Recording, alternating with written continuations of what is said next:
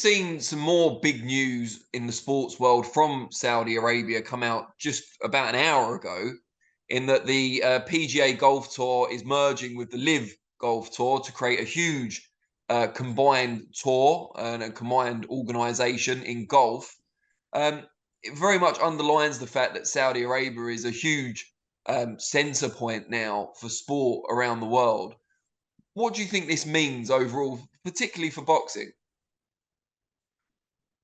It means that fans will be delighted to see what they always wanted to see, to define who is the better man in heavyweight division, who is the toughest man in this division, and who is the one and only to take all 4 belts from the ring.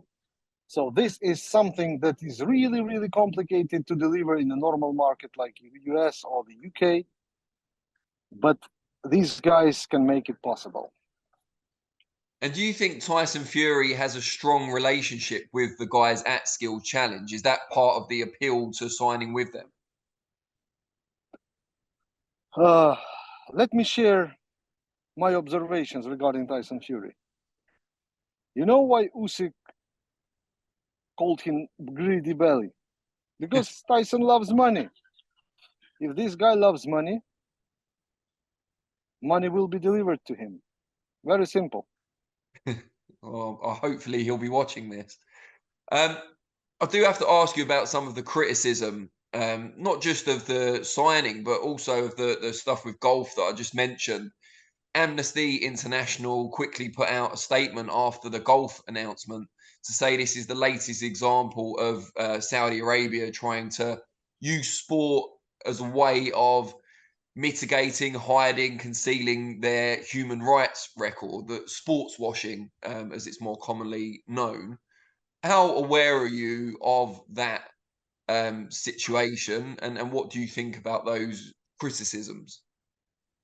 Let me tell you about my impressions. Sure. First time when I heard about Saudi Arabia, I had the common knowledge of what I saw on the media, what I read somewhere in the news on the internet, but your impression changes completely for the opposite when you land somewhere in Jeddah or in Riyadh. Because when you land there, you see all those buildings, business centers, shopping malls, expensive cars, beautiful neighborhood, nice sea. If we speak about Jeddah, if we speak about Riyadh, it looks it looks like a huge business city that never sleeps. People walk around, beautiful, expensive restaurants, nice views around, and you feel the atmosphere of normal, happy life. I had an opportunity to chat with some Ukrainians who've been working in Saudi Arabia for several months already, and there are plenty of them. Because I've met, within my last trip to Riyadh, I spoke at least to 10 of my compatriots who used to work in Saudi Arabia. The impression is, well, it's not our home. That's why it's kind of difficult to live here, to stay here for a long time, because the customs are different, the traditions are different, the religion is different, and the weather is really hot in summertime. But everything else is beautiful. People treat you with respect and honor. You get paid what you deserve, and you have an opportunity to plan your future. This is something that I can confirm from my side.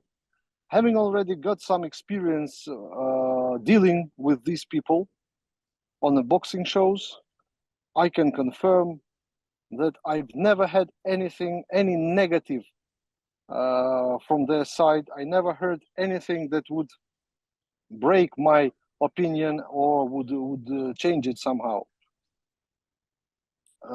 I can't tell you in general, because I've been dealing with Saudi only for the purpose of boxing, but I just shared my general experience and my impression about this country. And I should ask, how much does that even play into your thinking as a boxing promoter? If the Saudi government or Skills Challenge were using sport to, burnish their reputation, if they're still offering you the best deal for your fighter, how much as a businessman do you think about the moral and ethical side? To think about moral and ethical side, you have to face some troubles before. I mean, if you are choosing between,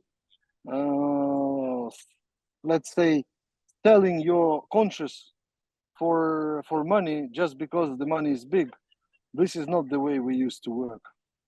Not in the past, not in the present, nor we're gonna work this way in the future. But let me tell you something. These guys like Cristiano Ronaldo, like Karim Benzema, they are choosing this country and they are treated well. And it's not about sports itself. They've got that music festival, electronic music festival that happens in the desert and on the sea. They have the beautiful exhibitions. They've got the movie cinema festival, which is happening already probably 3 years, and it is growing really high, and it's expanding its boundaries. And many people, many Hollywood stars come, but it's very difficult to put your opinion about the place where you've never been.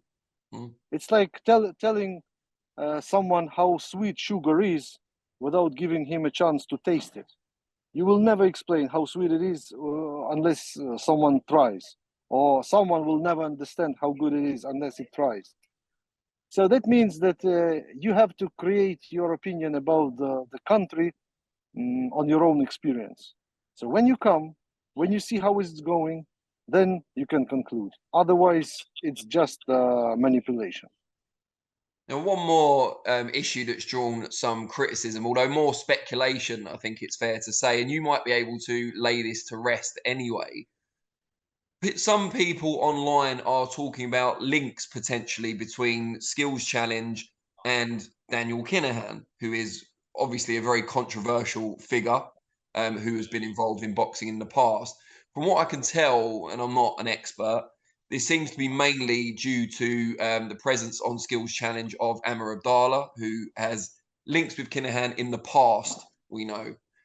Can you reassure people that there's no element of that involved in Skills Challenge now in 2023? I can reassure everyone that this company is run on their own. Prince Khalid is the person who contacted first Eddie Hearn on social media. That's where they came together. They started to discuss, and the first fight was made like that.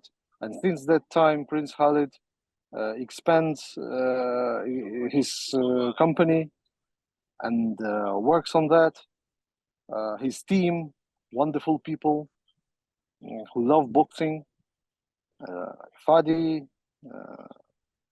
Sarah, these are the part of the company. Of course, I mentioned before Omar Nasser, I mentioned Amir Abdullah. These people know how to treat their guests well. I mean, guests when we come, but we come for business. So we do business there. We accomplish some assignments inside, and all of these people who I just named are professionals. So I can share nothing but pleasant experience with you.